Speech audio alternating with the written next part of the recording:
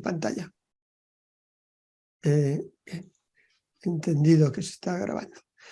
Voy a compartir pantalla y me han pedido que os hable de esto, del enfoque de derechos de niños, niñas y adolescentes y los presupuestos públicos. Para ello, si os parece bien, yo voy a hacer una exposición, espero que no muy larga, aunque nunca se sabe cuando uno se pone a hablar cuándo va a terminar, pero voy a procurar que no sea muy larga y luego abriremos el debate para que planteéis las cuestiones que consideréis necesarias. El centro de mi exposición va a ser la Convención de los Derechos de Niños y Niñas y una observación general concreta, que es la Observación General 19, que se elaboró siendo yo miembro del Comité de Derechos del Niño, que tuve el privilegio de ser 8 años miembro de ese comité, y que además me correspondió a mí ser el relator, es decir, la persona que iba presentando propuestas a los miembros del comité y me iban corrigiendo hasta que al final conseguimos consensuar un texto. Por lo tanto, ese va a ser el centro, el punto de mira. Yo no soy economista, soy jurista y por eso el enfoque de derechos lo voy a ver desde ahí. En ese sentido, el punto de partida no puede ser otro más que, como os he dicho, la Convención sobre los Derechos de Niños, Niñas y Adolescentes, la CRC en sus siglas en inglés. Como sabéis, es el tratado internacional más ratificado de todos los tratados internacionales que existen en el mundo. A fecha de hoy, todos los estados del mundo, menos medio, lo han ratificado. El medio son los Estados Unidos de América, que no han ratificado la convención, es el único que no ha ratificado la convención, aunque sí que ha ratificado los protocolos primero y segundo, los protocolos facultativos, ¿no? Ahora os explicaré un poco más sobre ello. Como sabéis, y aquí no me voy a detener mucho, porque sé que sabéis mucho de derechos de niños, niñas y adolescentes, la convención fue el primer instrumento jurídicamente vinculante que reconoce que los niños, niñas y adolescentes son sujetos de derechos, son agentes sociales y titulares activos de sus propios derechos. La convención, yo siempre digo que le hubiera bastado un artículo. El artículo único sería: los niños, niñas y adolescentes son sujetos de derecho como el resto de los sujetos de derechos. Pero la perspectiva que adopta la Convención, y esto es especialmente importante para la sesión que vamos a tener esta tarde, es una perspectiva de obligaciones del Estado. Se reconoce que los niños, niñas y adolescentes son sujetos de derecho y lo que se establece en la Convención a lo largo de su articulado son obligaciones diversas del Estado para garantizar que esos derechos que tiene todo niño, niña o adolescente, que son los derechos que tiene cualquier persona, cualquier ser humano, los pueda ejercer efectivamente y se puedan ir adaptando a esas circunstancias específicas de los niños, niñas y adolescentes, como son, en primer lugar, ser sujetos en evolución. No es lo mismo, todos lo sabemos, un niño o una niña de 3 meses, de 3 años, de 8 años, de 11 años o de 17 años. Es niño o niña hasta los 18 años y por lo tanto la convención se aplica hasta los 18, pero los niños y niñas se caracterizan porque van evolucionando en sus capacidades y por lo tanto hay que ir adaptando el ejercicio y la garantía de esos derechos a esa situación de evolución. Y en segundo lugar, se van marcando obligaciones para eliminar las barreras de todo tipo, las barreras culturales, las barreras jurídicas, las barreras económicas, las barreras hasta físicas, que impiden a los niños y a las niñas poder ejercer sus derechos en condiciones de igualdad. Y por lo tanto, lo que va haciendo la Convención es estableciendo la obligación del Estado para proteger, para respetar y para garantizar cada uno de los derechos. Y la Convención en sí misma implica, y todos lo sabéis, un cambio de paradigma fundamental. El cambio de paradigma es dejar de ver a los niños, niñas y adolescentes como un objeto que debe de ser protegido, aquella vieja visión tutelar que se había mantenido desde finales del siglo XIX hasta finales del siglo XX, en la que los niños, niñas y adolescentes tenían que ser protegidos, para decir, a partir de hoy, a partir de la Convención, los niños, niñas y adolescentes no tienen que ser protegidos. Lo que tienen que ser protegidos son sus derechos. Si sus derechos están protegidos, ellos estarán protegidos. Igual que los adultos o las personas de edad, si nuestros derechos están protegidos, nosotros estaremos protegidos. Y el aspecto revolucionario de ese cambio de paradigma, de esa consideración de los niños, niñas y adolescentes como sujetos de derecho, está, bien lo sabéis, en dos artículos de la Convención, el artículo 3 y el artículo 12. El artículo 3 es el que habla del interés superior del niño, interés superior del niño o de la niña. Ya sabéis que la Convención carece de perspectiva de género y habla siempre, es la Convención sobre los derechos del niño, y la palabra niña no aparece en ningún momento en la Convención. Pero en fin, hoy la Convención se hizo en el año 89, hoy lógicamente hemos de aplicarle esa perspectiva de género.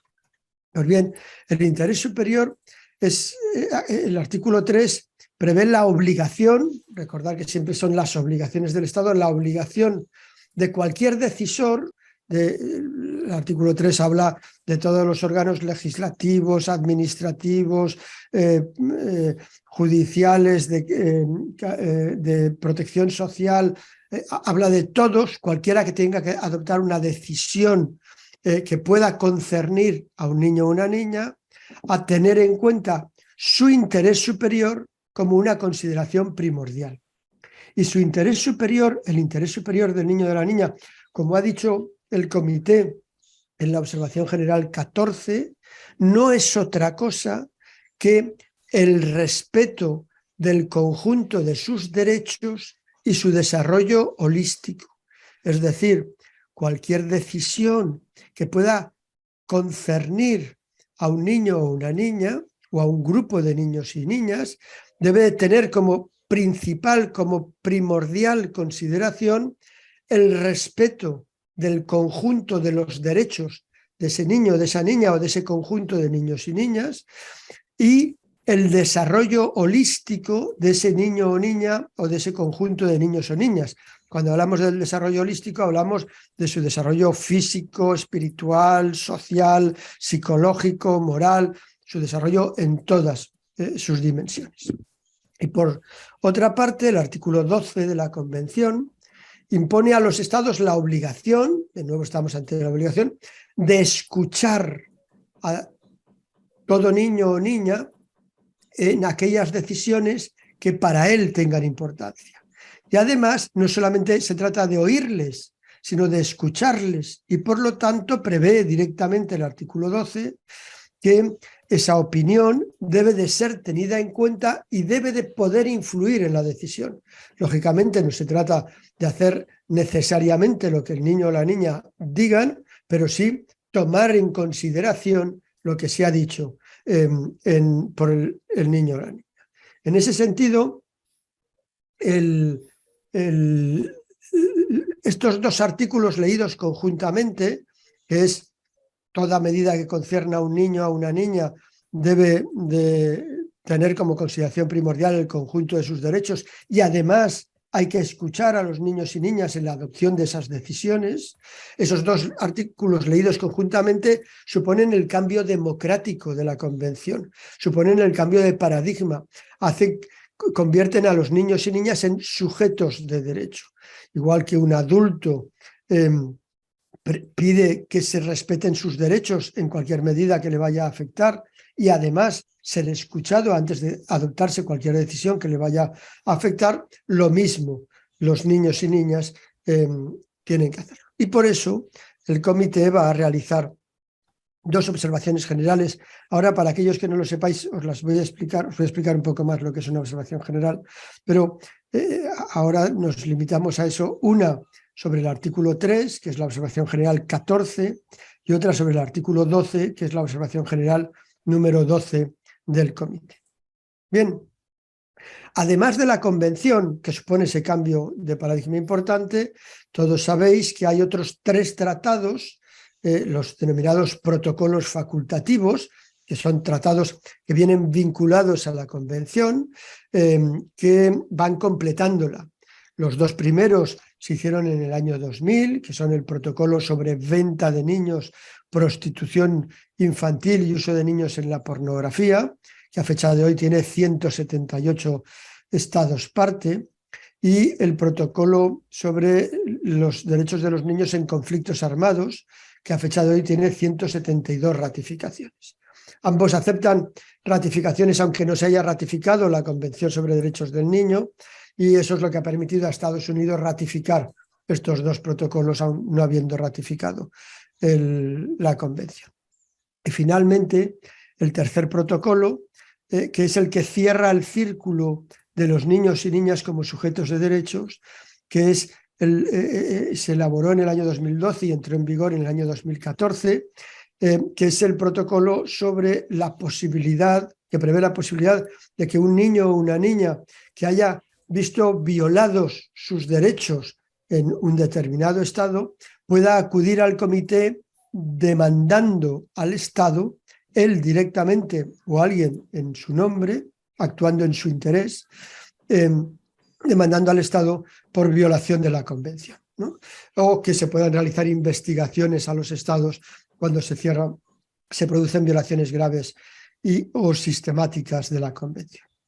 Este protocolo, digo, que cierra el círculo del niño como sujeto, porque los otros tratados básicos de derechos humanos, el Pacto Internacional de Derechos Civiles y Políticos, el de Derechos Económicos, Sociales y Culturales, el de no discriminación de la mujer, etcétera, etcétera, todos preveían que los sujetos destinatarios, los sujetos titulares de los derechos, podían denunciar a un Estado en el caso de violación de la Convención.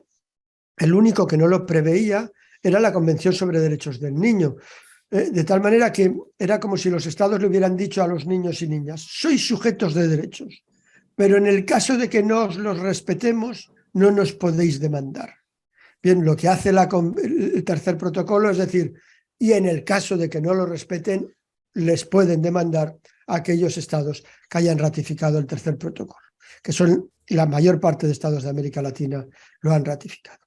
Bien, además de todo eso, la Convención ha creado el Comité de Derechos del Niño, el órgano ese en el que he tenido yo el privilegio de trabajar durante 8 años, que está compuesto por 18 personas, se les considera expertos, independientes, no representamos al Estado del cual somos nacionales, son elegidos por todos los estados parte, es decir, por los 196 estados parte de la Convención. Se necesita mayoría absoluta para poder ser miembro del comité, y hay un cierto reparto geográfico, ¿no? El comité se reúne 3 veces al año en 3 periodos de sesiones ordinarios, y su competencia principal es controlar la aplicación. Todos los estados parte en la Convención o en los protocolos, es decir, también Estados Unidos, todos los estados del mundo, sin excepción, cada 5 años tienen que ir al comité a, entre comillas, examinarse sobre cómo están respetando la Convención.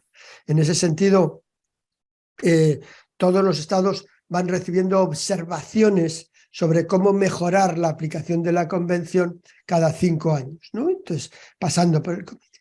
Pero tiene también otra serie de competencias, además de esa competencia explícita del control, que son competencias de interpretación y de promoción de la Convención, entre las que quiero destacar las observaciones generales, porque es importante que comprendamos cuando estamos hablando de observaciones generales de qué estamos hablando. El artículo 45 de la Convención dice que el comité, cuando está realizando esos exámenes periódicos que os he dicho, ese examen cada 5 años a los estados, puede, a la luz de las informaciones recibidas de esos exámenes, están previstos en los artículos 44 y 45, podrá realizar observaciones y recomendaciones generales que estén basadas en esa información que va recibiendo de cada uno de los estados. Dichas sugerencias y recomendaciones generales deberán transmitirse a los estados parte y notificarse a la Asamblea General junto con los comentarios, si los hubiera, de los estados parte.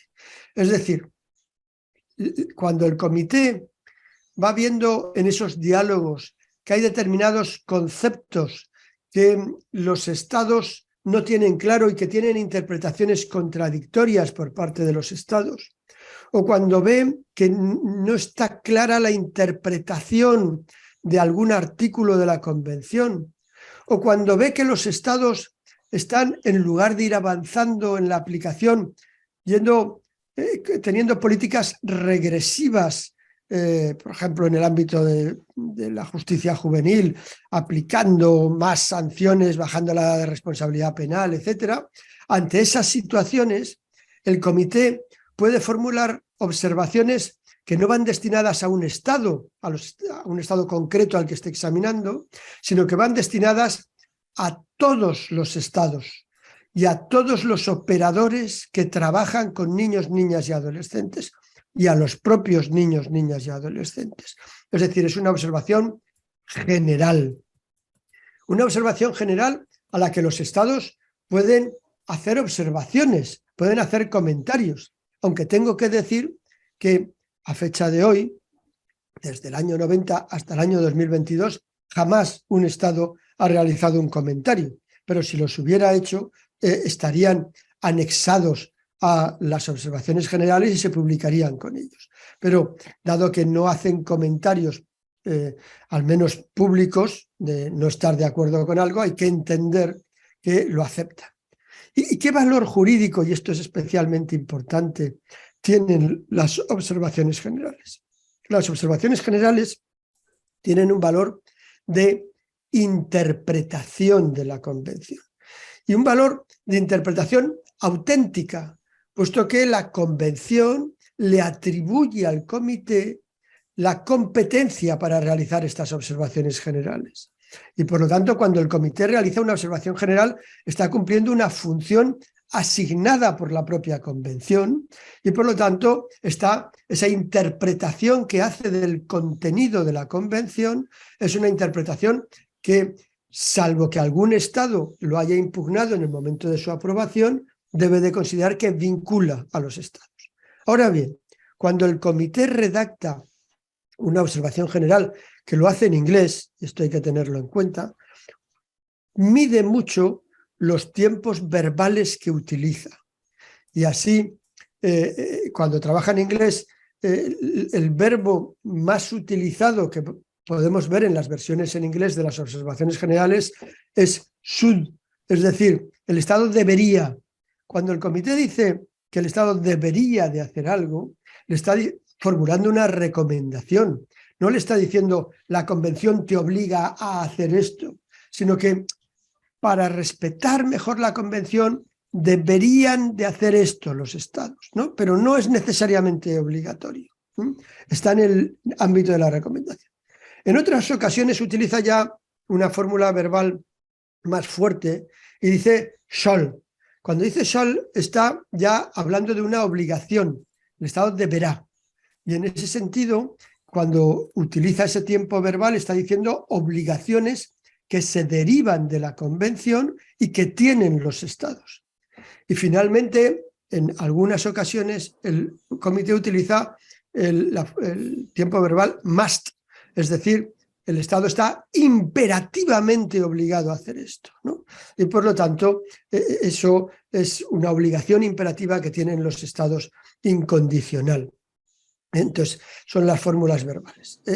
Esto en español es más difícil de verlo porque los traductores de Naciones Unidas, el should sí que lo traducen por deberían, pero el shall y el must lo traducen todo por debe y no hacen la distinción porque tampoco existe ese tiempo verbal en español que delimite ese matiz. En cualquier caso, siempre estamos hablando de obligaciones.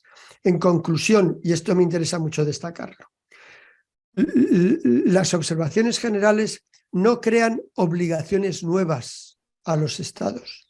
Se limitan a interpretar la Convención. Los estados ya están obligados por la Convención Y lo que le está diciendo el comité es, usted o debería de hacer esto para hacerlo mejor, o debe de hacer esto porque está usted ya obligado a hacerlo.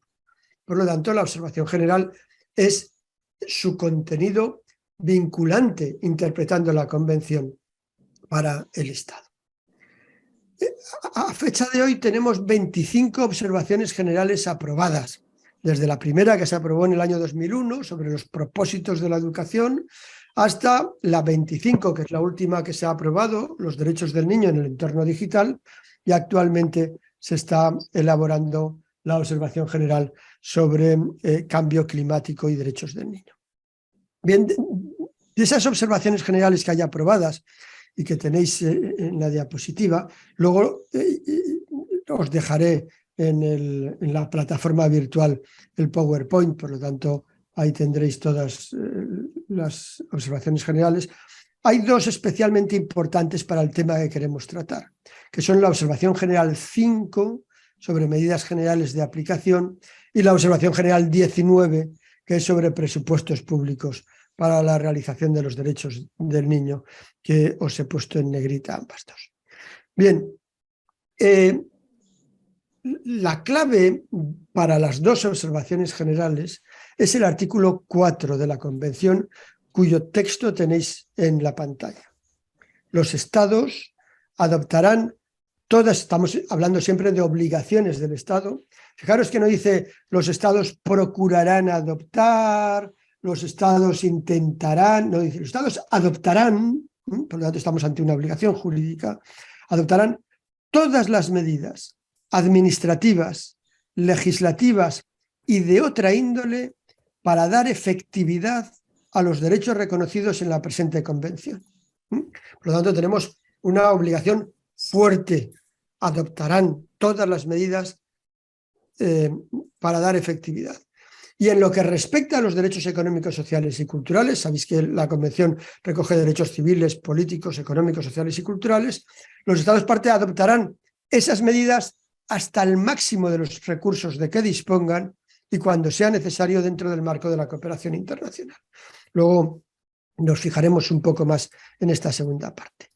Cuando la Convención habla de todas las medidas, el comité ha querido explicarlo y ese ha sido la observación general 5 y ha dicho, esas medidas, todas esas medidas son lo que denominamos las medidas generales de aplicación.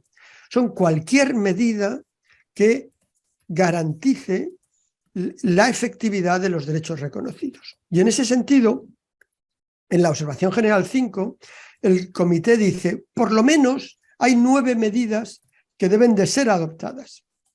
La primera, lógica, es reformar la legislación interna del Estado para adaptarla a la Convención. No puede ser que un Estado ratifique la Convención, se obligue por la Convención y tenga leyes que no respetan la Convención. Aunque en muchos ordenamientos jurídicos, en muchos derechos internos, se prevé en la Constitución que los tratados priman sobre, tienen jerarquía superior a las leyes. A pesar de eso, es necesario no solamente tener esa disposición, sino cambiar la ley. No vale tener que estar interpretando si esta ley está en vigor o no, porque eso no contraria a la Convención. Hay que modificar la ley. Entonces, esa es la primera medida legislativa, la primera medida general que tiene que aplicar todo Estado. Reformar, revisar toda su legislación y adaptarla a la Convención. Luego, desarrollar instituciones independientes de derechos humanos para los niños, que eso puede ser bien que la Institución Nacional de Derechos Humanos, el Defensor del Pueblo, la Comisión Nacional de Derechos Humanos, como se denomine en cada uno de los estados, tenga una sección específica sobre infancia y adolescencia con personal formado específico para la infancia y la adolescencia, o bien tener una defensoría, una institución específica separada para niños, niñas y adolescentes. Lo mismo da una solución que otra, cada estado puede elegir la fórmula que prefiera.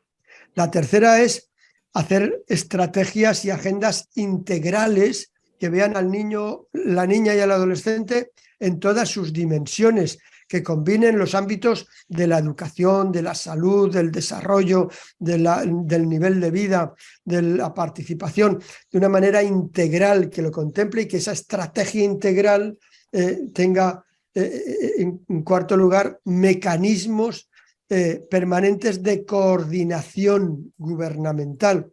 Coordinación a nivel horizontal entre el Ministerio de Desarrollo Social, el Ministerio de Educación, el Ministerio de Cultura, el Ministerio de Salud, el Ministerio de Vivienda, etcétera, etcétera, y a nivel vertical entre el Estado, las regiones, las corporaciones locales.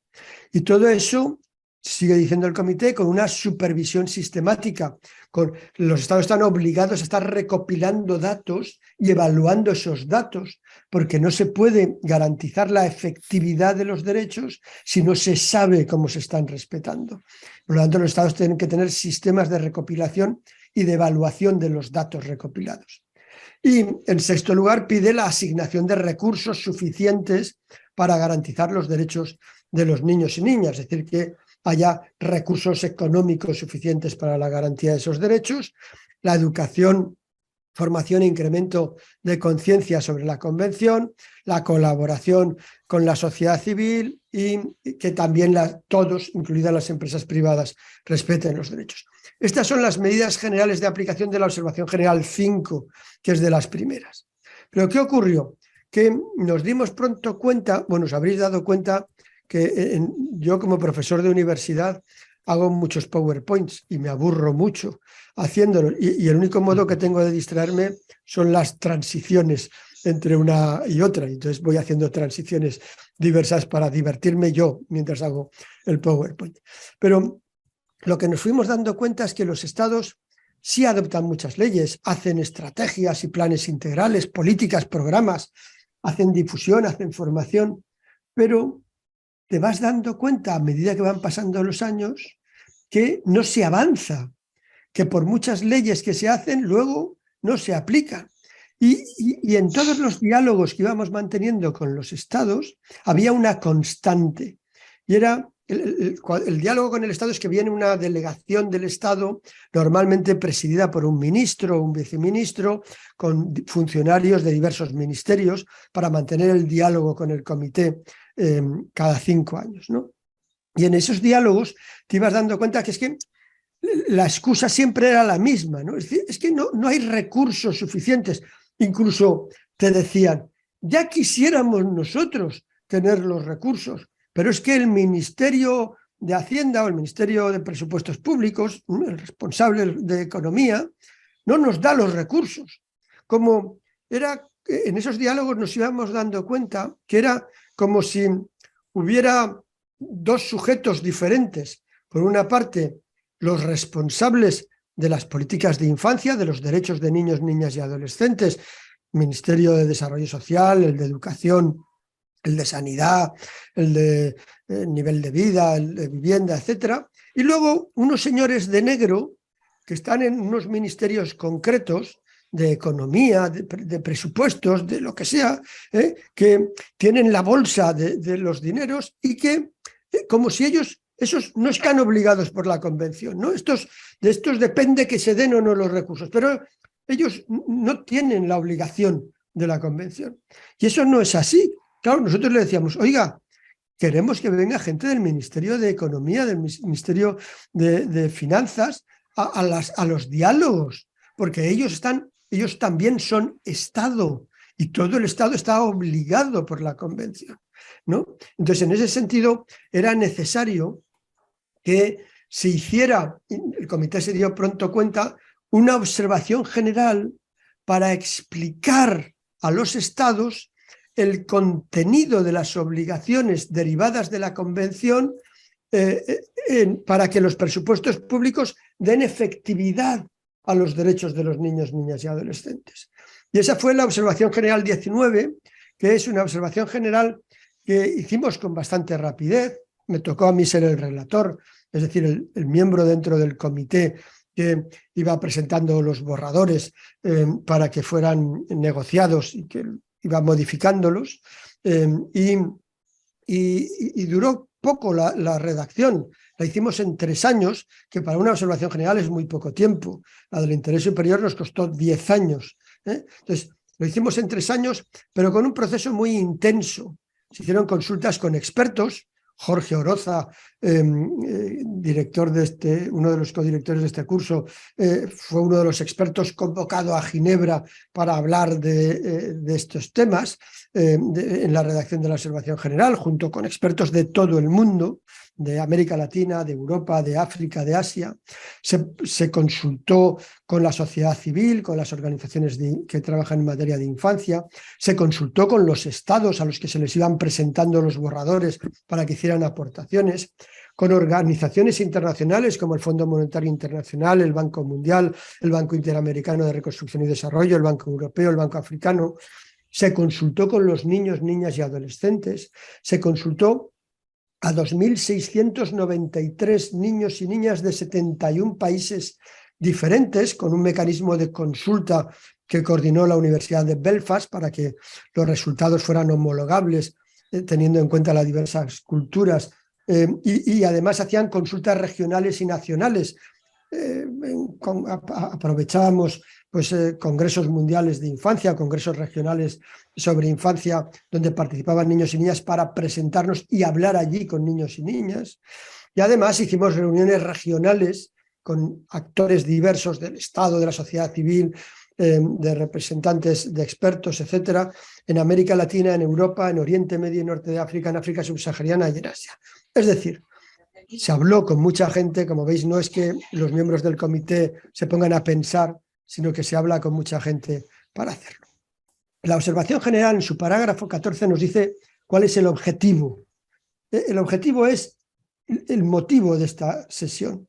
Es mejorar la comprensión de las obligaciones dimanantes de la Convención, es decir, no es crear obligaciones nuevas, es ayudar a mejorar la comprensión de obligaciones que ya existen en relación a la presupuestación de los derechos de niños, niñas y adolescentes, a fin de reforzar el ejercicio de esos derechos. Y además, promover un cambio en la forma en que los presupuestos se planifican, se promulgan, se ejecutan y se supervisan, a fin de promover que se aplique la Convención y sus protocolos a esos procesos. No solo el resultado, que es el presupuesto, sino que la planificación, la promulgación, la ejecución y la supervisión debe de estarse aplicando la Convención y, por lo tanto, debe de estarse aplicando el interés superior del niño y de la niña, el derecho de todo niño o niña a ser escuchado, etc. Ahora veremos algo. Y eso se hace desde una doble perspectiva, por lo tanto. Hay que utilizar los presupuestos para garantizar los derechos de niños, niñas y adolescentes, y por otra parte hay que respetar y garantizar los derechos de los niños, niñas y adolescentes durante el proceso presupuestario. Son dos caras de la misma moneda. Por una parte, los presupuestos deben de ser eficaces para garantizar los derechos de los niños. En segundo lugar, el proceso presupuestario, desde su planificación hasta su aprobación, su ejecución y su supervisión, todo el proceso presupuestario debe de estar respetando y garantizando los derechos de los niños, niñas y adolescentes. Y eso para hacerlo eso, la observación general nos dice que los actores que intervienen tienen que basarse en dos tipos de principios. Los principios de la Convención, que son el interés superior del niño y de la niña, el derecho a ser escuchado, a participar, más la no discriminación de ningún niño o niña por ningún motivo, o de él o de su familia, y el derecho a la vida y al desarrollo, son los 4 pilares en los que se apoya la Convención, y además, junto a esos principios generales de la Convención, los principios presupuestarios en perspectiva de derechos humanos. ¿Cuáles son los principios presupuestarios en perspectiva de derechos humanos? Son básicamente 5. Los principios de eficacia, eficiencia, equidad, transparencia y sostenibilidad. El principio de eficacia implica que hay que evaluar constantemente cómo los presupuestos afectan a los diferentes grupos de niños y niñas, a los que viven en ciudades y a los que viven en zona urbana, a los de población indígena y a los que no, a los niños y a las niñas, a los de determinadas edades, e ir viendo cómo se garantiza que las decisiones presupuestarias conducen a los mejores resultados posibles para el mayor número de niños y niñas, pero prestando especial atención a los niños en situaciones de vulnerabilidad. No siempre la cantidad es importante, también la calidad. Por lo tanto, hay que estar evaluando para mantener esa eficacia. La eficiencia, por otra parte, implica que los gastos, en primer lugar, tienen que ejecutarse. No basta con que haya partidas presupuestarias en el presupuesto. Hay que superar las barreras que impiden el gasto efectivo. Y además, hay que los bienes y servicios adquirirlos y entregarlos de forma transparente y a tiempo. Y además tienen que ser de la calidad apropiada, porque si no, no tiene eficiencia. Para nada me sirve que haya 500 vacunas en un dispensario donde solamente hay 20 niños y donde tengo 2.000 niños no tengo ninguna vacuna, ¿no? Entonces, todo eso implica una supervisión, una evaluación y una auditoría de los fondos públicos para proporcionando controles y equilibrios que promuevan la buena gestión financiera. Y eso es un principio presupuestario en perspectiva de derechos humanos. El tercero es la equidad. El gasto equitativo no siempre significa gastar la misma cantidad en cada niño, sino realizar decisiones de gasto que conduzcan a la igualdad sustantiva entre los niños. Y sabemos que los niños parten de puntos de partida muy diferentes y que al tener dificultades diversas, al tener discriminaciones interseccionales que provocan situaciones de desigualdad efectiva, las partidas presupuestarias deben de tenerlo en cuenta para poder compensar, para conseguir una desigualdad compensadora de las diferencias a efectos de conseguir una equidad efectiva en el presupuesto. La transparencia, con sistemas de gestión de finanzas públicas y prácticas abiertos al escrutinio, luchando contra la corrupción, contribuyendo con eso a la eficiencia y evitando la mala gestión en los presupuestos públicos. Y finalmente la sostenibilidad. Los intereses de las generaciones actuales y futuras de los niños deben de tomarse seriamente en cuenta en las decisiones presupuestarias. No podemos estar hipotecando a las generaciones futuras de una manera insostenible. Por lo tanto, la sostenibilidad es un principio que también debe de jugar. Esos principios, junto con el principio del interés superior del niño, el principio del derecho del niño a ser escuchado, el principio de no discriminación y el principio del derecho a la vida y a la supervivencia, deben de hacerlo, y además hay que hacerlo a lo largo de todo el proceso presupuestario. Es decir, mientras están diseñando los presupuestos, mientras están aprobando los presupuestos, mientras se ejecutan los presupuestos, mediante se supervisan el procedimiento de auditoría de los presupuestos, que nos va a llevar de nuevo al diseño de los presupuestos. Por lo tanto, en todo el proceso presupuestario deben de respetarse todos esos principios. Y eso hay que hacerlo no solo en los presupuestos del Estado, sino en todos los niveles, en el nivel estatal, en el nivel regional y en el nivel local. Y hay que hacerlo en todos los contextos, en los contextos de crecimiento económico y en los conceptos de crisis económica, como la que nos encontramos en la actualidad y la que se nos viene encima. Respecto de eso, quería destacaros el parágrafo 31, que es de una especial importancia respecto de las situaciones de crisis, ¿no? Entonces, el comité dice, en tiempos de crisis económica, solo puede considerarse la posibilidad de adoptar medidas regresivas, es decir, de reducir presupuesto en cuestiones que tienen que ver con derechos de niños, niñas y adolescentes, en primer lugar, cuando se hayan evaluado todas las demás opciones y garantizando que los niños particularmente aquellos que están en situación de vulnerabilidad, serán los últimos en verse afectados por tales medidas. Por lo tanto, primera condición, hay que evaluar todas las demás opciones. ¿Qué otras opciones hay antes que adoptar medidas de restricción presupuestaria? Y una vez valorado todo, garantizar que los niños van a ser los últimos en verse afectados y en especial dentro de los niños los que se encuentran en situación de especial vulnerabilidad. Y además, dice el comité, los estados parte deberán demostrar. Demostrar no es considerar, es demostrar efectivamente, argumentar que es así, que las medidas son necesarias, en primer lugar, razonables, proporcionadas, no discriminatorias y temporales, y que los derechos que se vean afectados se restablecerán lo antes posible. Por lo tanto, el principio de necesidad, de razonabilidad, de proporcionalidad, de no discriminación y de temporalidad son principios clave en las situaciones de crisis.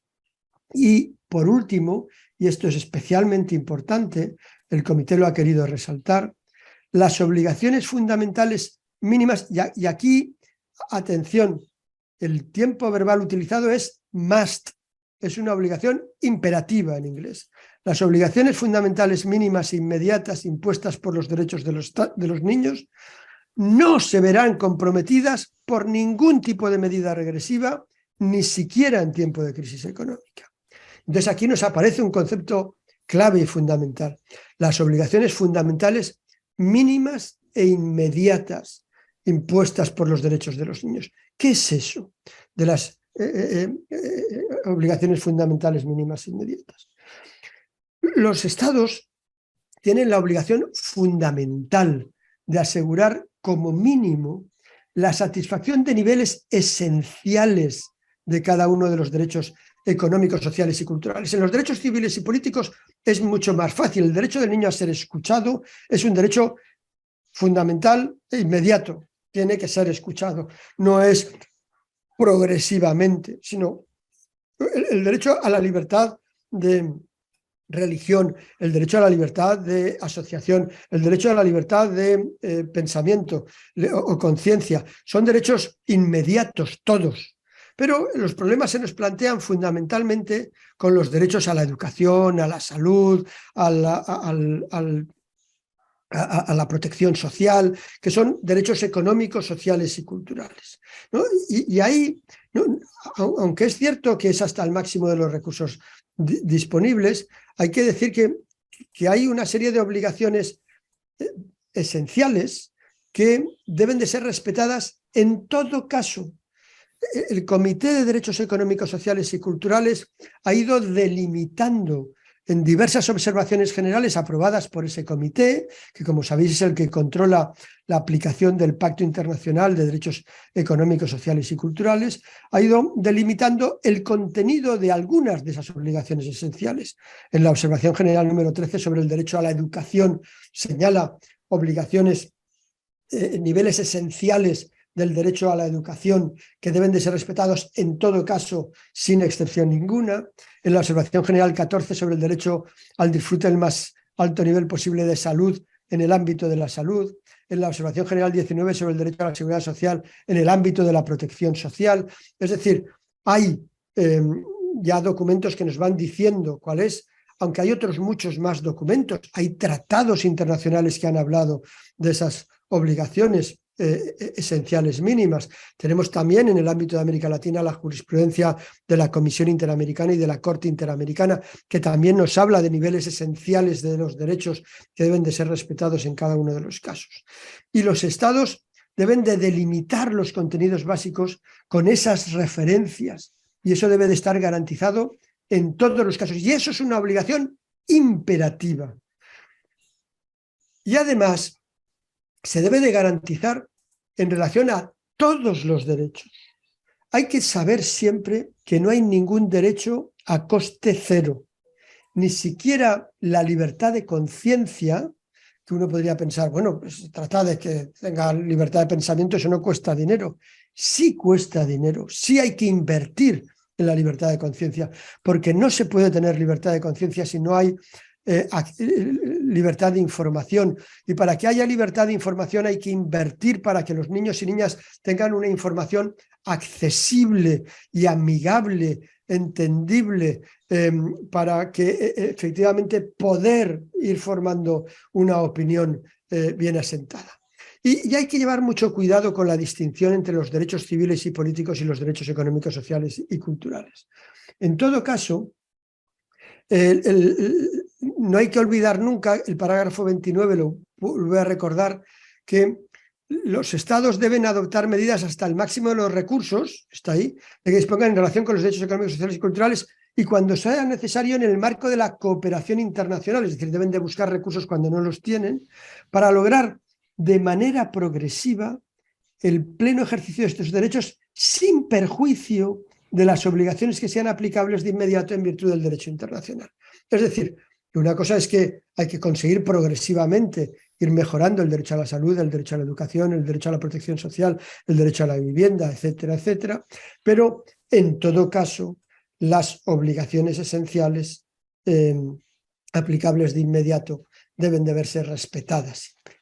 Y hay que hacerlo no solo de todos los derechos, sino de todos los niños. Y aquí es clave de nuevo la idea que antes exponía de la equidad, ¿no? De tener en cuenta las situaciones de especial vulnerabilidad.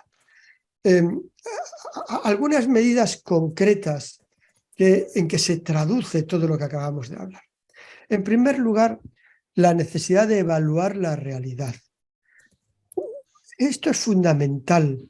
La necesidad de tener sistemas de evaluación, de recopilación de datos para conocer cuál es la realidad, lo más desagregados posibles para poder realizar buenas medidas de inversión en la infancia, en los derechos de la infancia y la adolescencia. En segundo lugar, y esto también es esencial, los estudios de impacto antes de cualquier medida presupuestaria.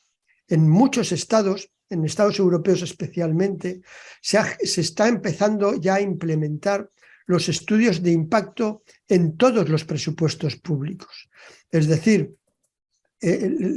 cuando se aprueba el presupuesto hay que especificar qué impacto va a tener cada una de las partidas presupuestarias en derechos de niños, niñas y adolescentes.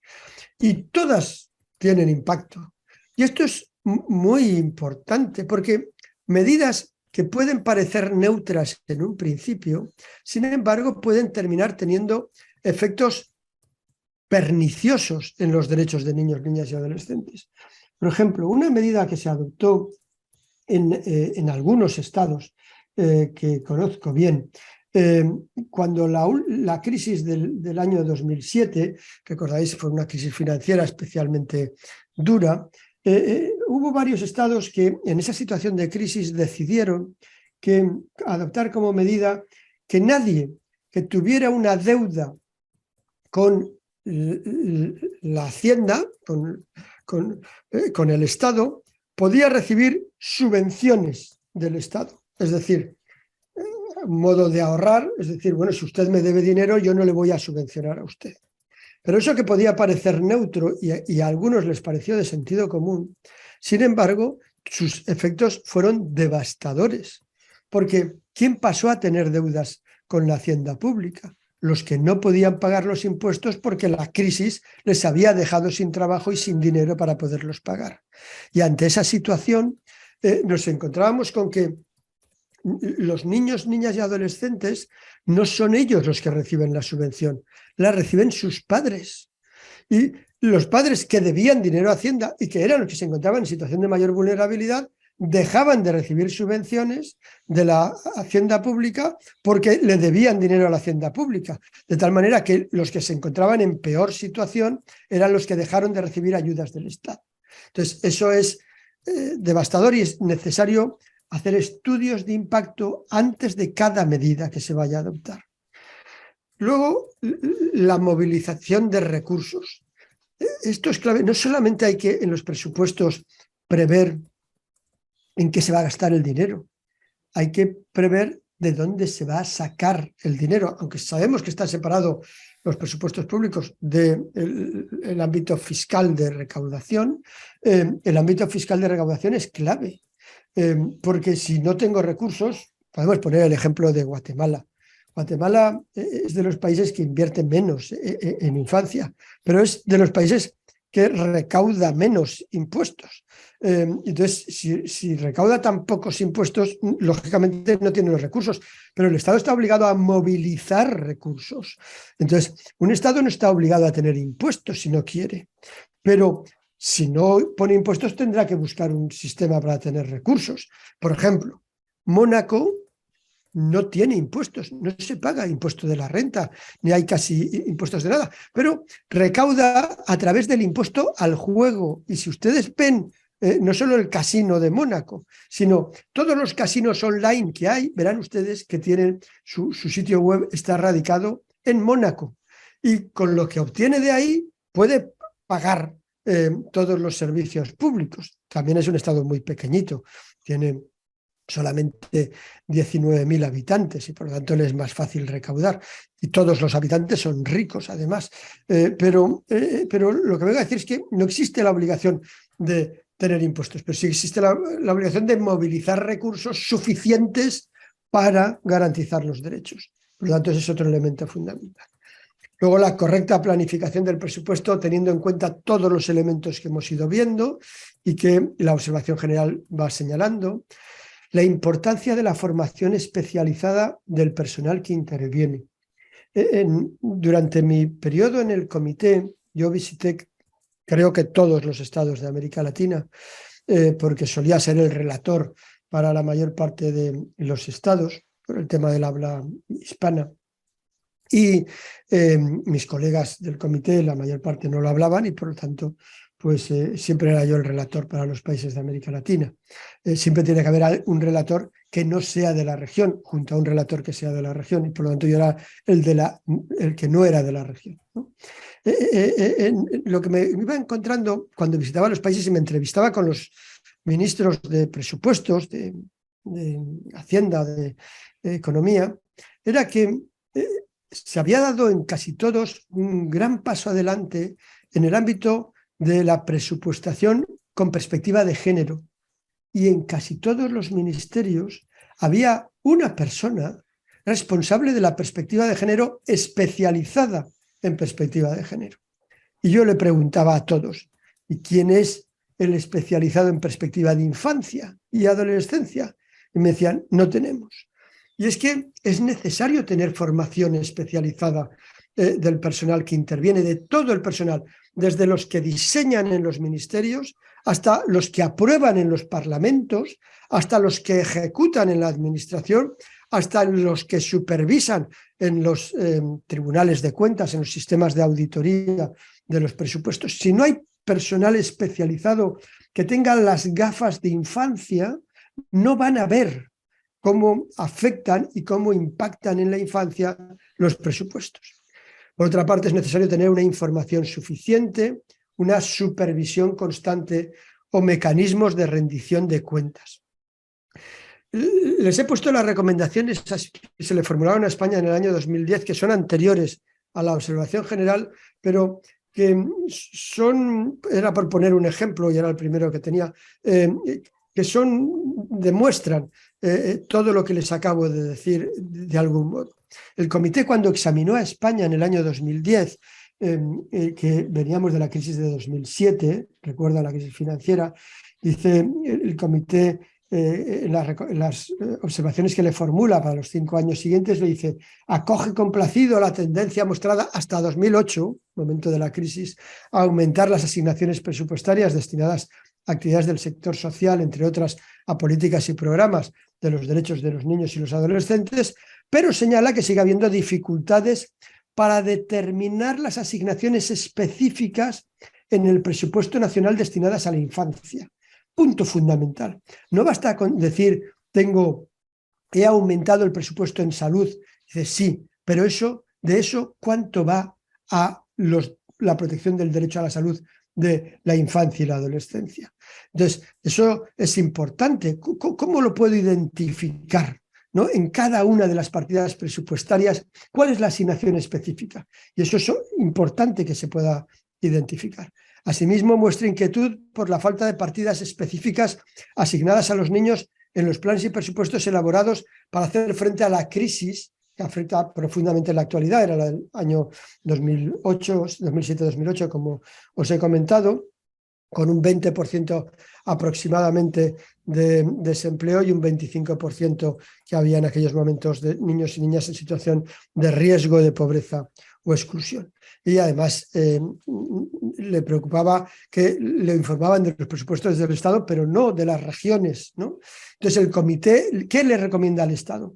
Insta, no existía la observación general, pues remite a las conclusiones de un día de debate general que se hizo en el año 2007 y le pide que aplique un enfoque basado en los derechos del niño cuando prepare el presupuesto del Estado y de las regiones, que se llaman comunidades autónomas en España, aplicando un sistema de seguimiento a la asignación y el uso de los recursos destinados a los niños en todo el presupuesto, de manera que se ponga de relieve la inversión en infancia. Recomienda la elaboración de presupuestos relativos a los niños en los que se determina el importe y la proporción del gasto destinada a estos a nivel nacional, regional y local, a fin de evaluar las repercusiones y vele porque se protejan las partidas presupuestarias prioritarias destinadas a la infancia frente a los cambios de niveles de recursos en las prioridades del presupuesto general, garantizando las medidas necesarias, ¿no? Por lo tanto, son recomendaciones concretas de cómo aplicar. Concluyo. La perspectiva de derechos se basa en la Convención de los Derechos del Niño, pero no solo en la Convención, también en otros documentos y en otros tratados de derechos humanos que han sido adoptados por los Estados. No es algo nuevo, no es algo que estemos añadiendo. Y la observación general no impone obligaciones, clarifica las obligaciones que hay. Y por lo tanto, cuando está utilizando los tiempos verbales del shall o del must, está refiriéndose a obligaciones existentes, no a recomendaciones. Se nos están recordando las obligaciones jurídicas, pero además, y esto es importante cuando se dialoga con los que están elaborando y aplicando los presupuestos, nunca hay que olvidar que invertir en infancia no solamente es jurídicamente vinculante, sino que es económicamente rentable, y está demostrado por muchos economistas como cada dólar invertido en infancia y adolescencia supone reversión de muchos más dólares para la sociedad. Además de económicamente rentable, es políticamente necesario para conseguir sociedades que sean cohesionadas, para sociedades que sean equitativas, para conseguir luchar contra la desigualdad en la sociedad, y además es éticamente lo correcto y por lo tanto también una necesidad para lograr el desarrollo sostenible de todos los estados. La expresión de que yo quiero aplicarlos pero no tengo recursos no es válida. Antes de poder decir eso, tiene obligaciones jurídicas fuertes relativas a la movilización de recursos, así como a la distribución, ejecución y supervisión del empleo de esos recursos que ha obtenido.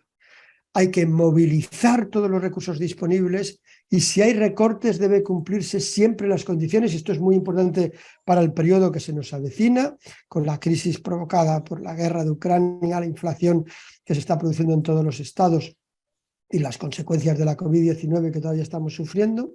Debe de cumplirse que sea el último recurso el adoptar recortes presupuestarios que afecten a niños y niñas, sin afectar a niños en situación de vulnerabilidad en cualquier caso, y demostrando que dichas medidas son necesarias, razonables, proporcionadas, no discriminatorias y temporales.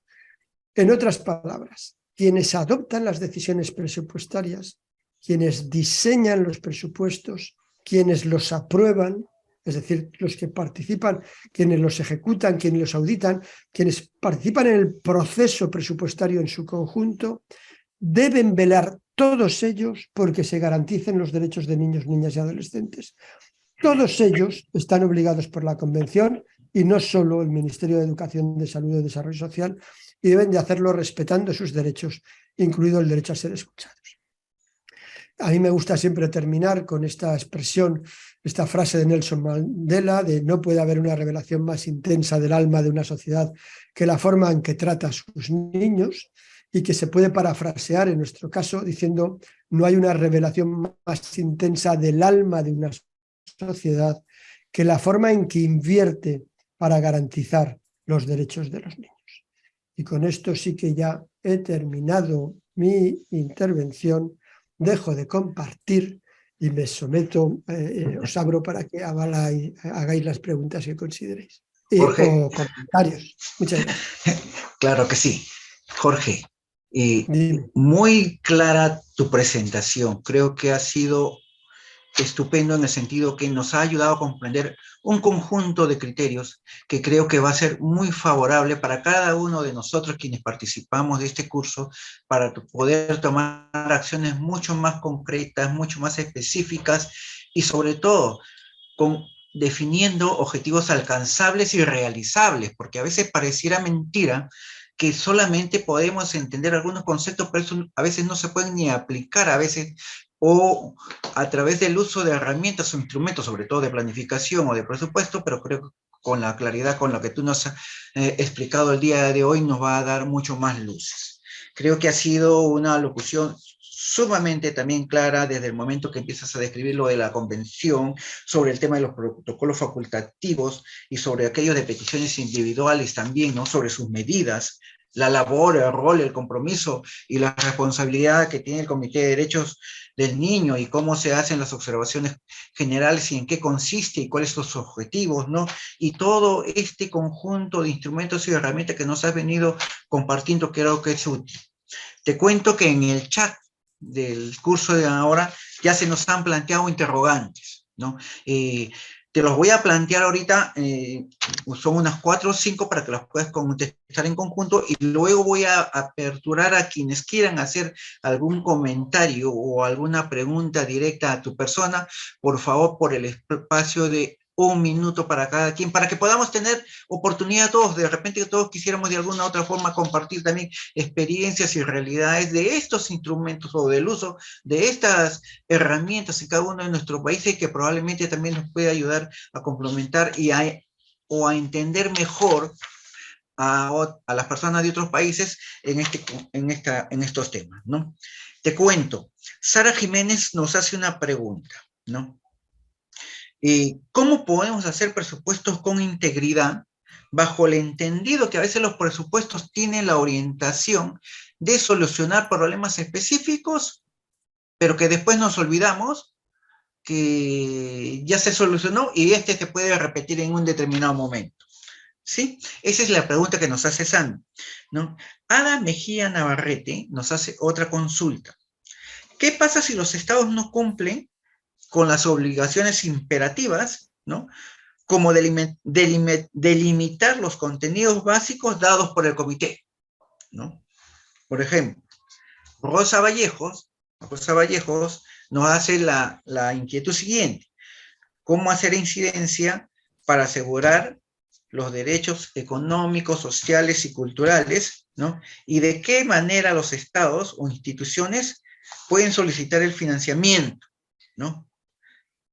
Y en relación al personal especializado, ¿no? Sami Jiménez también nos plantea, ¿no?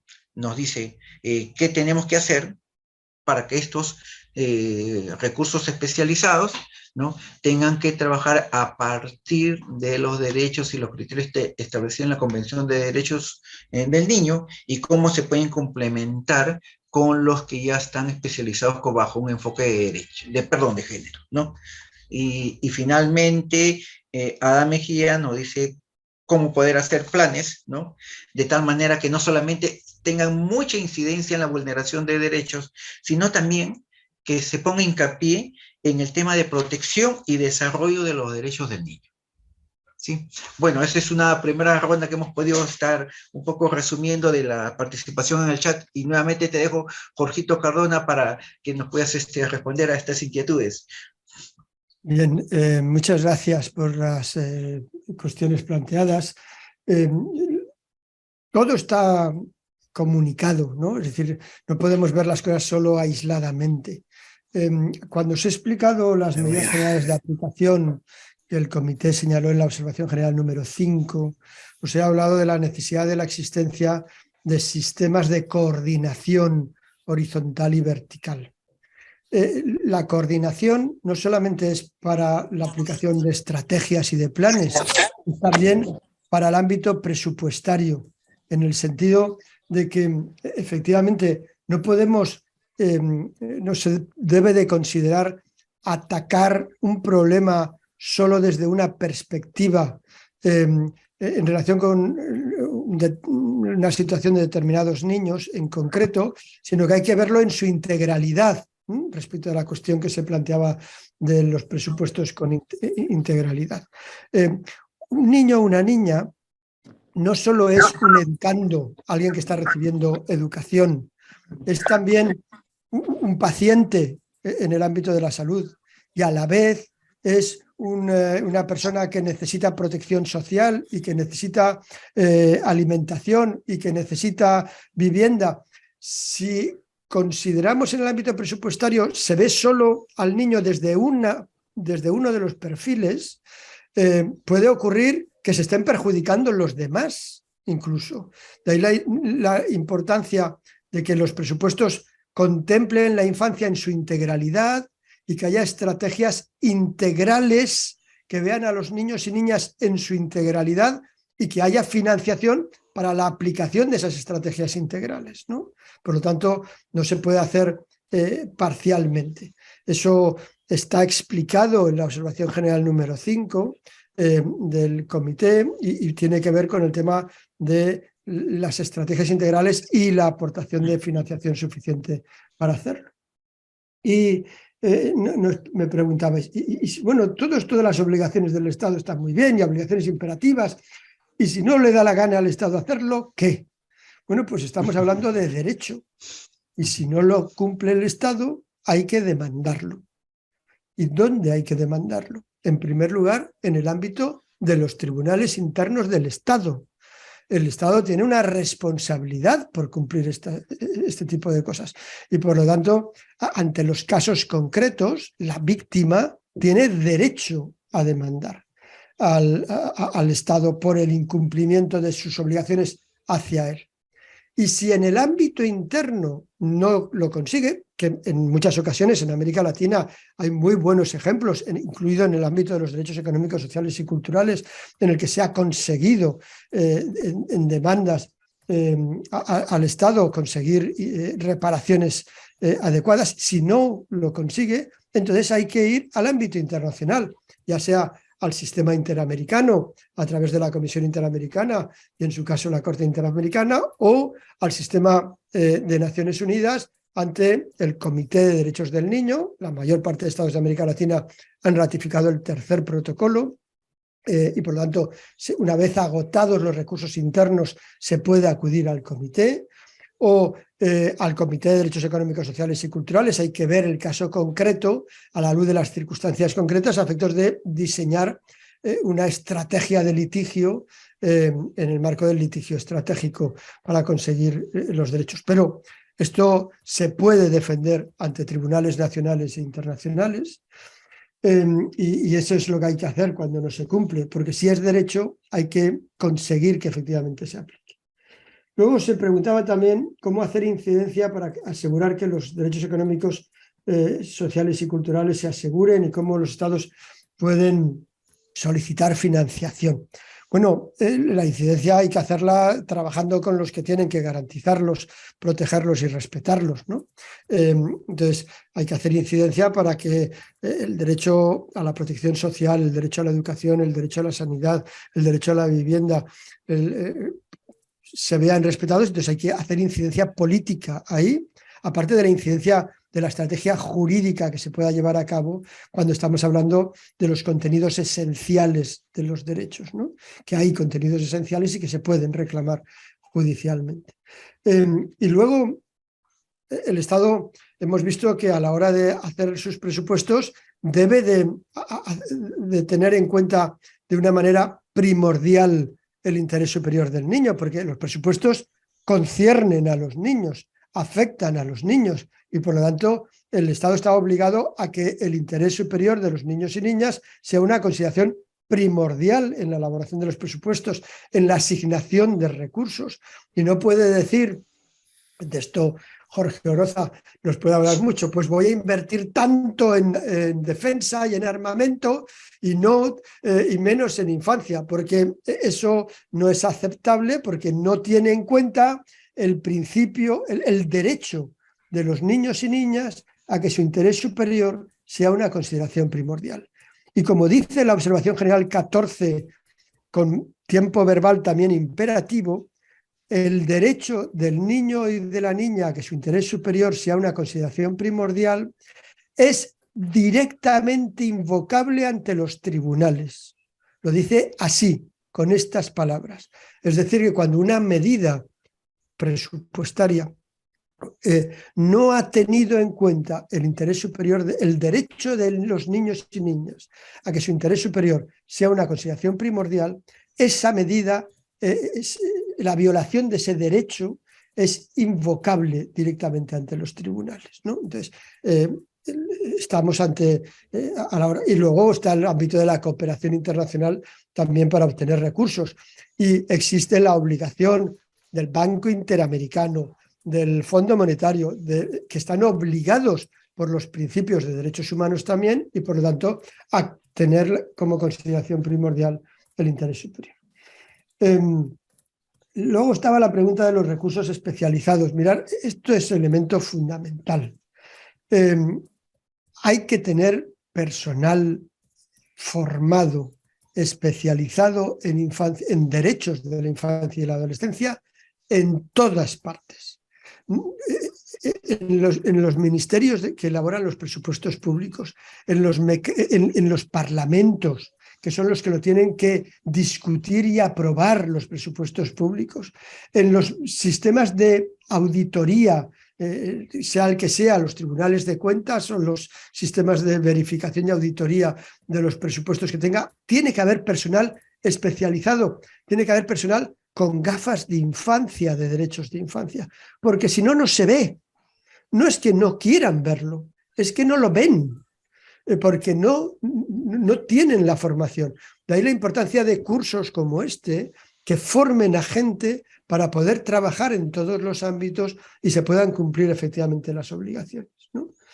Y luego la última pregunta era cómo hacer planes que impongan que, esto ya no planes no solo en vulneración, sino en protección y desarrollo de los derechos y las necesidades. Sí, exacto. Sin lugar a dudas, o sea, las estrategias integrales no son para vulnerar, las estrategias integrales son para promocionar y garantizar y respetar mejor los derechos de niños, niñas y adolescentes. Y una estrategia que no vaya apoyada de presupuestos no sirve para nada. Entonces, un plan que no tenga, un plan nacional, una estrategia nacional que no tenga su apoyo presupuestario es papel mojado. Entonces, eso tiene que ir acompañado de líneas presupuestarias concretas, a ser posible con presupuestos por resultados que vayan garantizando el desarrollo progresivo en los derechos económicos, sociales y culturales de esos derechos y además que garanticen los derechos civiles y políticos con carácter inmediato. Muchas gracias, Jorge, por tus respuestas a estas inquietudes. Es verdad, han sido unas preguntas muy motivadoras que creo que a más de uno nos llevaría a hablar rato esto, pero sí, siempre es importante darle la oportunidad a otras personas. Nos levantaba la mano por allí y perdón, Rafael Casas creo que estaba haciendo solicitud para compartir. pero sí, es importante, mientras no hagamos incidencia, mientras no trabajemos en el tema de formación de recursos especializados, no vamos a poder tener mayores elementos como para poder fortalecer este tipo de cosas, ¿no?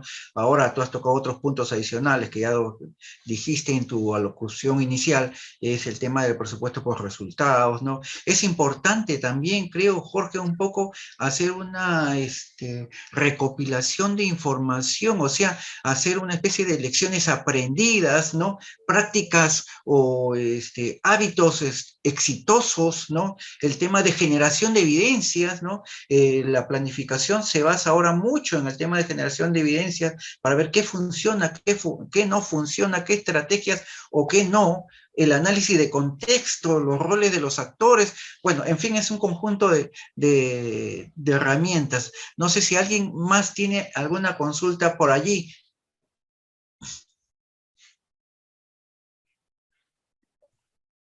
Sí, ¿aló? Perdón, le doy el uso de la palabra a Rafael Casas. Rafael, te escuchamos y gracias por estar presente. Sí, gracias también a ustedes, al doctor Jorge Cardona por su exposición. Mi nombre es Rafael Casas, de Aldeas Infantiles SOS Perú. Básicamente, hay gran parte de las preguntas que ya fueron respondidas también, pero me generó una duda la última intervención cuando mencionó el tema de la judicialización de los derechos del niño, ¿no? Y quería saber si había alguna experiencia de alguno de los países, ya sea de América Latina o de Europa, que se hayan aplicado estos mecanismos para exigir el ejercicio de los derechos de los niños, porque valgan verdades, como también lo decía Martín, hoy estamos entrando a un escenario donde para poder implementar las políticas públicas hay que generar las evidencias respectivas, es cierto, para que también se haga un uso óptimo de los recursos del Estado, y más aún en tiempos de crisis, pero a la vez también creo o percibo de que a muchos estados todavía les falta una mirada del desarrollo social y humano, y que se han centrado más en el tema del crecimiento económico, ¿no? Y que por tanto hay una debilidad, porque al no incluir este enfoque de desarrollo humano, el medio económico se convierte en el fin, ¿no? Y por tanto los niños y las niñas se convierten en el último eslabón de intervención, y se pone en riesgo asegurar su desarrollo integral en los próximos años, y más aún que estamos en este proceso de pandemia donde están incrementando las brechas de desprotección, de violencia, maltrato, y se ha visto que los sistemas de protección en general han tambaleado, ¿no? Incluso hasta en los países más desarrollados, ¿no?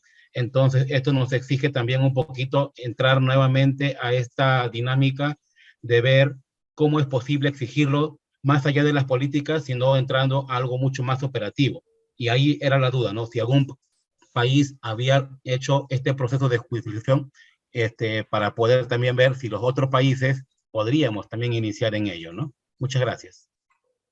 Bien, en mi conocimiento no conozco un caso en que se hayan recurrido los presupuestos, es decir, que se haya presentado una demanda por los presupuestos. Sí, conozco muchos casos de presentación de demandas contra el Estado por la aplicación concreta de los presupuestos, ¿no? Es decir, se ha denegado una ayuda, no se ha adoptado una determinada medida bajo la excusa de no tener partida presupuestaria, y entonces a partir de ese caso concreto ir a recurrir la decisión alegando que el problema está en la elaboración del presupuesto, ¿no? Entonces, de eso sí hay ejemplos, porque no se garantiza, o sea, el Estado está obligado a garantizar contenidos esenciales de los derechos, por una parte,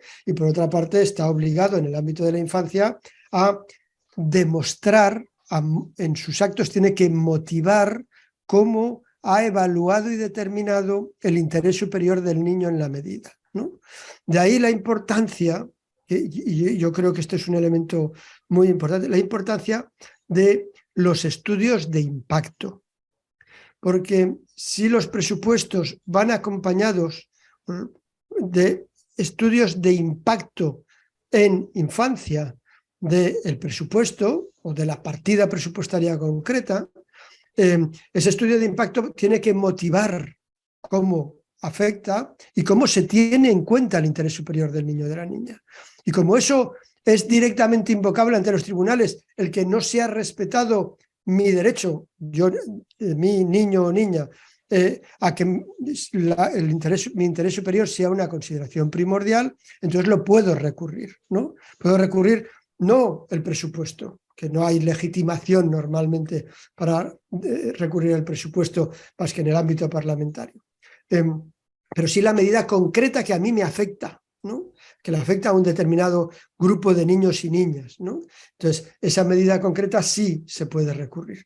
Y de eso hay muchos casos en muchos estados, también en América Latina, en el ámbito de los derechos económicos, sociales y culturales, donde efectivamente se ha recurrido en el ámbito de la vivienda, en el ámbito de la salud, donde lo que se ha reclamado es las violaciones de los contenidos esenciales de esos derechos. Sí. Gracias, Jorgito. A través del chat nos preguntan, ¿no? Si tú conoces alguna experiencia sobre medición de impacto de alguna medida próxima a tomar, ¿no? O si Sí, bueno, o si estos están en algún link donde se pueda compartir un poco de repente para que se tengan conocimiento, ¿no? Esa es la pregunta que nos hace Mireille Moreno a través del chat. Sí, estudios de impacto es una técnica muy generalizada que existe en muchos estados. Entonces, los estudios de impacto en el ámbito presupuestario, me consta, en España se hacen en los presupuestos del Estado, en los presupuestos autonómicos y en los presupuestos locales, los estudios de impacto en infancia. Se hacen también estudios de impacto de género.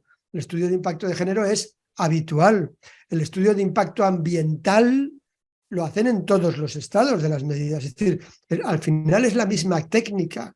Un estudio de impacto, ya sea estudio de impacto ambiental de una medida que se vaya a adoptar en el ámbito de las infraestructuras, como el estudio de impacto de género de cualquier tipo de medida, como el estudio de impacto de infancia, el estudio de impacto en discapacidad, el estudio de impacto en población indígena, de cualquier medida, es algo muy desarrollado. Hay muchos estudios sobre la elaboración de estudios de impacto y muchos ejemplos de estudios de impacto, ¿no? UNICEF tiene un manual elaborado sobre estudios de impacto en infancia en los presupuestos públicos. O sea, y además en español, porque creo que lo hizo UNICEF España. Entonces, mirarlo, pero creo que UNICEF México también tenía algo, es decir, que hay diversos estudios de cómo hacerlo. Perfecto. Gladys Andrade nos está haciendo la solicitud para alguna consulta. Gladys, te escuchamos. Buenos días, buenas tardes ya. Yo tenía varias dudas, ¿no? Creo que todos tenemos dudas respecto a la aplicación, implementación, interpretación. La observación 14, por ejemplo, referida al interés superior del niño, que es justo lo que acaba de mencionar el doctor. Yo me pregunto, en todo caso, ¿cómo lograr? Porque el asunto es cómo, ¿no? Entiendo de que hay muchos estudios, hay también desde informes sombra o recomendaciones de sociedad civil antes de los informes que presentan los estados respecto al avance de la convención. No obstante, ¿cómo lograr que el interés superior del niño se convierta en el interés primordial del Estado, ¿no? Porque si bien hay normas, por ejemplo, en nuestro país, en Perú, hay una norma que parece un manual, ¿no? Que dice, entiéndase por interés superior del niño tal cosa, entiéndase por, ¿no? Tiene que ser interés primordial del Estado. Más allá de los casos que pueden ser interpuestos, de las demandas a nivel internacional, y cómo lograr la debida diligencia, considerando que los derechos humanos son indivisibles, todo este enfoque de derechos que nos ha explicado muy bien y que también en América Latina se ha trabajado arduamente, ¿no? Y que sobre todo en países como el nuestro ha habido pues periodos de violencia política fuertes y donde la pandemia también ha afectado a la población en condición de vulnerabilidad y no también a la clase media, ¿no? Pero sobre todo a ese término que es un poco más moderno, condición de vulnerabilidad. ¿Cómo lograr que ese interés primordial pueda ser establecido dentro de los presupuestos, dentro de más allá de las declaraciones? Porque ha habido algunas experiencias, hay algunos presupuestos, algunos programas presupuestales por resultados. Últimamente hay, creo que también en España ha habido esto de la intervención del asocio público-privado, ¿no? Para no solamente las obligaciones accesorias, ¿no? Sino sobre todo para la implementación y ejecución de derechos universales como salud y educación, que nuestro país también ha empezado, y ahí me gustaría conocer un poco qué opina sobre esto el doctor, y sobre todo si alguna ruta para lograr esto, que exista el interés primordial que sea reflejado en el proceso presupuestario. No me refiero a la asignación, ¿no? De tantos soles o tantos dólares o tantos euros, no, sino cómo lograr eso, conociendo que tenemos en muchos de nuestros países una institucionalidad muy débil, y un ejemplo es Perú con congresos y poder ejecutivo incalificables. A nosotros sí nos preocupa desde el Grupo Nacional de Presupuesto cómo lograr, en qué medida es posible tejer o identificar algún espacio desde la convención, más allá del lado teórico, del lado de que sabemos que es el interés superior, cómo aplicarlo, o sea, cómo bajarlo a tierra, ¿no? Perfecto. O sea, la pregunta sería, ¿cómo expresar el interés superior del niño en los presupuestos públicos? ¿Es verdad? No me refiero a la parte normativa, porque el texto, en nuestro país y en otros tenemos políticas, planes, de todo, tenemos seguimiento, informes, todo, sino cómo, y depende pues de la voluntad política, también lo sabemos, ¿no? Sino en qué medida existen esos ejemplos, como se ha hecho, por ejemplo, para otros, en el caso de género, ¿no? En el caso de violencia, por ejemplo. Si hay alguna ruta, y que en nivel de derechos humanos es muy difícil exigir ese tema, el avance progresivo de los derechos. El Estado puede decir, yo destino el 0.01% y estoy avanzando progresivamente. O sea, es un tema teórico, es como el interés superior o es igual ¿qué es interés nacional? Cuando acá en nuestro país sale una norma que dice, es de interés nacional, ¿no? La protección del medio ambiente. Entonces te pones a buscar a nivel doctrinario, a nivel de dónde está el interés, cómo expresas el interés, la debida diligencia. No es fácil. Ok, muy bien, gracias Gladys. Sami Jiménez y luego Jorge Orosa, completamos las inquietudes para que los pueda responder en la siguiente ronda, Jorgito Cardona. Sami, te escuchamos. Sí, buenos días o buenas tardes. Bueno, en primer lugar, también, bueno, tenía la misma duda, ¿no? De la compañera Gladys.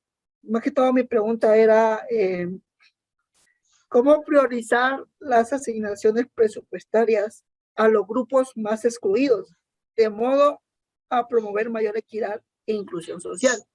Y también tiene un comentario sobre que muchas veces muchas instituciones o muchos estados tienen como, tanto en gobierno local, no solo nacional, sino que más que todo local, porque están más de cerca de la comunidad. Ellos siempre dicen, yo quiero hacer algo, pero no tengo el presupuesto, no tengo los recursos. Cuando creo que eso es un lema que ya quedó demasiado obsoleto, porque es necesario de tomar acción, o sea, con pequeñas cosas que nosotros podemos hacer de manera indirecta, promover un derecho para la niñez, porque no solo decir, voy a construir una escuela para que sea directa a la niñez, sino que simplemente decir, bueno, yo voy a promover en mi gobierno local que en cierta comunidad se construya quizás 2 hospitales comunitarios donde incluya varios tipos de atención integral, y ahí estoy beneficiando no solo a la comunidad, sino que de manera indirecta estoy influenciando niños, porque en esa comunidad viven niños. Entonces creo que ese lema de que quiero, pero no puedo, ya hay que, como nosotros que trabajamos para niñez, influenciar en las demás instituciones, de que no solo una institución que trabaja por protección de niñez será encargada de eso, sino que, bueno, ella hace cierto trabajo, pero yo, quizás como una institución de trabajo, voy a generar algo para que esta familia pueda sustentar su hogar. Y así estoy beneficiando también que el niño tenga lo que es la protección de su vivienda digna, tenga la protección de una educación de calidad, porque estoy beneficiando a la familia con un trabajo. Ok, gracias, Sami. Jorge Oroza. Gracias. Disculpen la voz. Solo decirles que muchos de los temas que están planteando los vamos a ver en los siguientes módulos, con bibliografía, con casos, y al final una agenda que proponemos para que los estados asuman el comentario general en los presupuestos. Perfecto, gracias, Jorgito. Bien, bueno, como varias cosas se van a ver después, esto me permite ser más Sí. arco en la explicación, pero en relación con lo que señalaba Gladys, relativo a cómo lograr que el interés superior del niño y de la niña se convierta en el interés primordial del Estado en la práctica, ¿no? Yo coincido con ella y como todos coincidimos, no hay duda. El papel es muy flexible.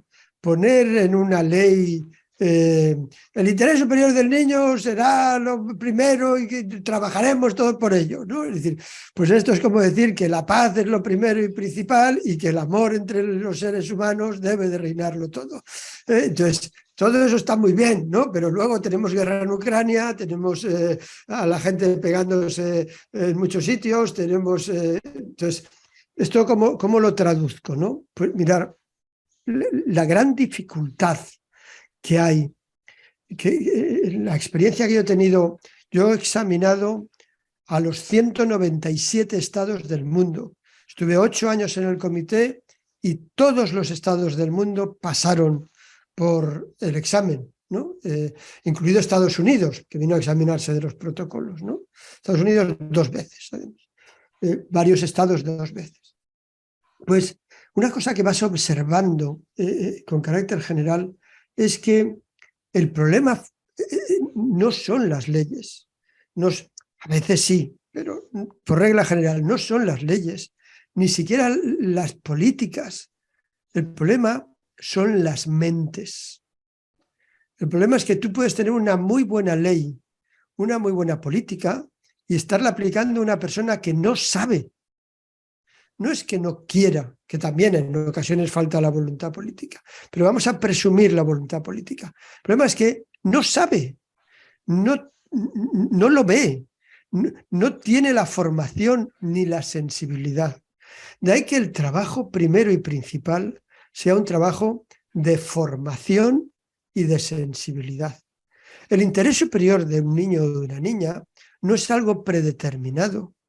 Hay que evaluarlo y determinarlo caso a caso. Por lo tanto, cuando una ley nos dice el interés superior del niño es esto, esa ley hay que tirarla a la basura.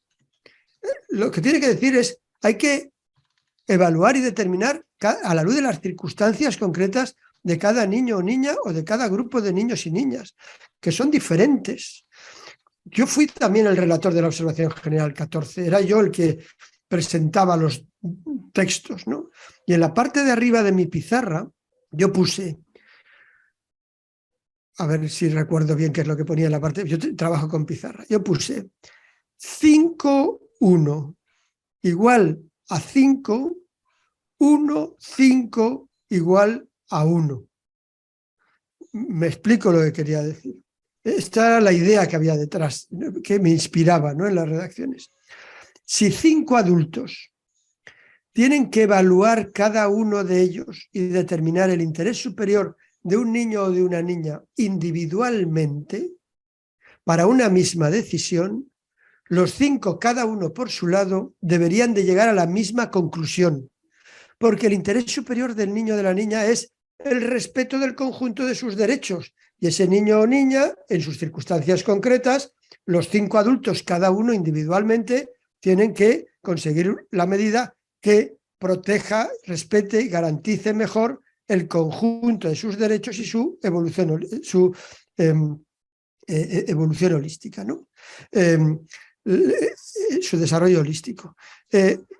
Cada uno individual, pero si un adulto tiene que evaluar y determinar el interés superior de 5 niños para una misma decisión, debería de llegar a 5 soluciones diferentes.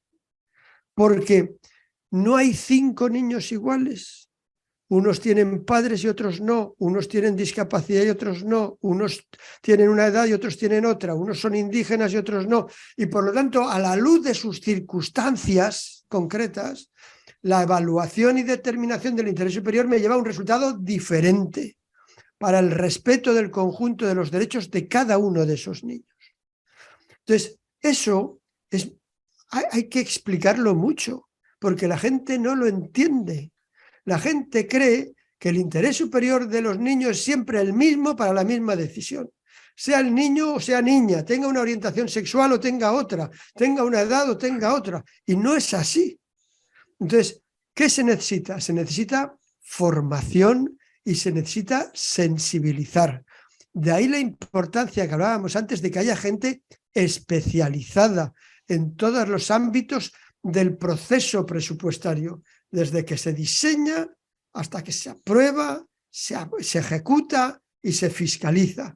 En todo el proceso presupuestario tiene que haber gente formada, gente especializada. Si no, no lo conseguiremos por muchas leyes que hagamos, por muchos programas que realicemos, por muchos planes que planteemos, ¿no? Eso respecto de lo concreto, ¿no? Sami nos decía, bueno, ¿y cómo priorizar las asignaciones presupuestarias a los grupos más excluidos para tener más equidad, ¿no? Con datos y con evaluación de los datos.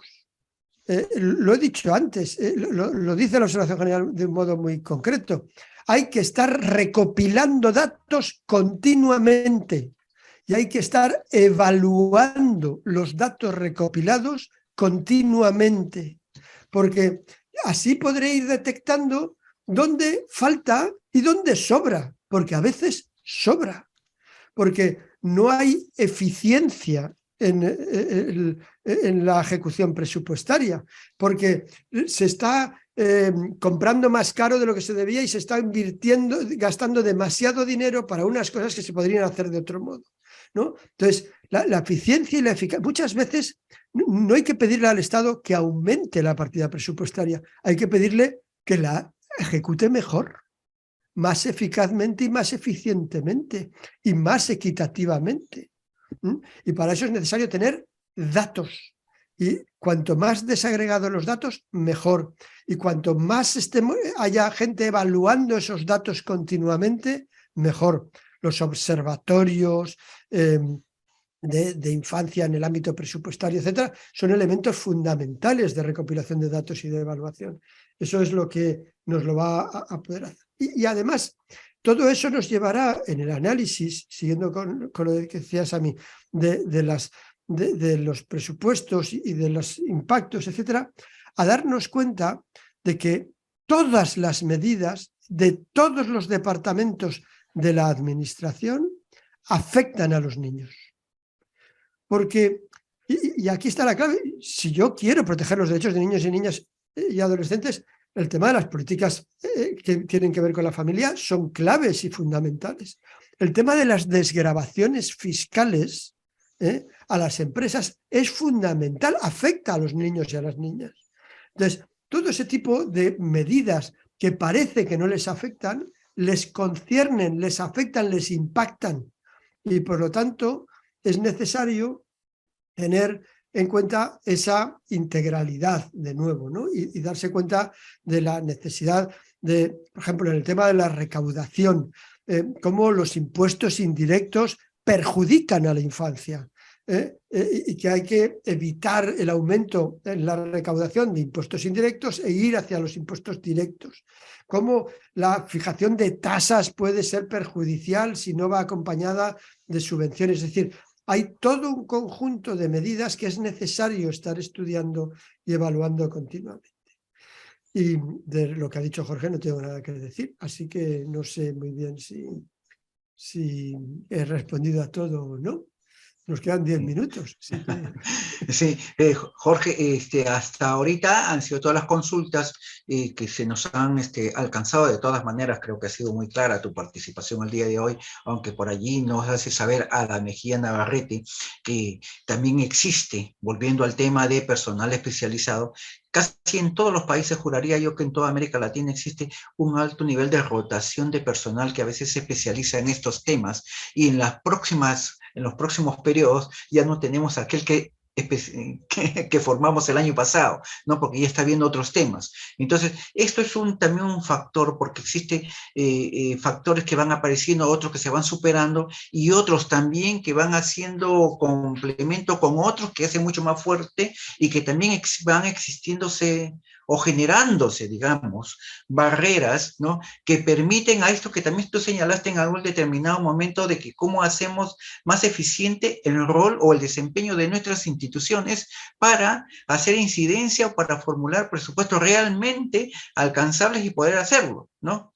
Y yo añadiría a esto también el hecho que hace falta también, Jorge, en América Latina, empezar a pensar a largo plazo, ¿no? Invertir en infancia es no solamente se redunda en el presupuesto, ¿no? Muchos trabajamos el presupuesto para el 2023, pero no tenemos una imagen objetivo de cuál es la situación de nuestros niños, niñas y adolescentes en el año 2030, por ejemplo, ¿no? Entonces, creo que son criterios que vamos a ir asumiendo por allí, ¿no? Y estos son factores que como lo dijo Jorge, lo vamos a ir tocando en los próximos módulos, ¿no? Nosotros en la plataforma del Instituto Interamericano del Niño hemos abierto un foro de tal manera que por allí también podamos seguir compartiendo información, haciendo consultas, no solamente con los profesores, sino que entre los que participamos, ¿no? Para que podamos ir haciendo lo que nosotros estamos llamando con Jorge Orosa un círculo de interaprendizaje, ¿no? De tal manera de que tengamos enfoques diferentes y nos retroalimentemos, ¿no? Creo que por allí vamos a empezar con lo que ha solicitado Mirela Moreno en el tema de ver esto de cómo ver los estudios de evaluación de impacto, ¿no? O cuáles son los estudios de efecto ante medidas que podamos tomar, ¿no? De tal manera que podamos tener, ¿no? Más bien, te agradecemos de nuestra parte, Jorge Cardona, ¿no? Y te dejo unos minutos para que te puedas despedir o complementar algo que se te haya quedado en el tintero. Bueno, muchas gracias. No se me ha quedado nada en el tintero. Bueno, se me han quedado muchas cosas en el tintero, pero no daría tiempo para exponerlas ahora. Solo 3 cosas. Para mí ya son buenas noches. Ya no son buenas tardes, sino buenas noches. Buenas noches. Os he dejado ya en la plataforma del Instituto Interamericano el texto de la Observación General 19, para que no tengáis que buscarlo, ¿no? lo tenéis ahí. En segundo lugar, voy a dejar el PowerPoint también, ahora dentro de un rato o mañana, dependiendo, porque ya me está la familia que anda por ahí detrás, ya está diciendo que es la hora de cenar y que haga el favor de cortar. Entendemos. Pero os dejaré el texto del PowerPoint. Y luego voy a ver si encuentro también el documento de UNICEF sobre los estudios de impacto en infancia, para que lo tengáis también como bibliografía complementaria. Espero, me alegro de que hayáis aguantado los 35 hasta el final. Siempre lo agradece mucho el ponente, ver que no está viendo abandonos, a pesar de que me imagino que hay los que no hayáis almorzado todavía debéis de estar muertos de hambre. ¿A alguna le he visto por ahí a Claudia Ponce que se ha comido una manzana mientras estaba mientras yo hablaba? Pero lo entiendo perfectamente. No, yo también me voy a cenar. Claro. Tenéis en el PowerPoint mi dirección de correo electrónico, y si tenéis alguna duda o cuestión que queráis plantear, pues estaré encantado de poderla responder también por correo electrónico. A nombre del Instituto Jorge Cardona y a nombre de SAS, ¿no? Te agradecemos por la presentación y te despedimos con un fuerte aplauso y pido a todos que me acompañen. Muy buena presentación. ¿Sí? Gracias. Un abrazo a todos y que tengan muy feliz tarde y una feliz noche, Jorge Cardona. Muchas en España. Gracias. Hasta luego, un gusto saludarles y verlos. Gracias. Muchas gracias, saludos. Adiós, Jorge. Adiós. Gracias. Buenas tardes. Adiós, gracias.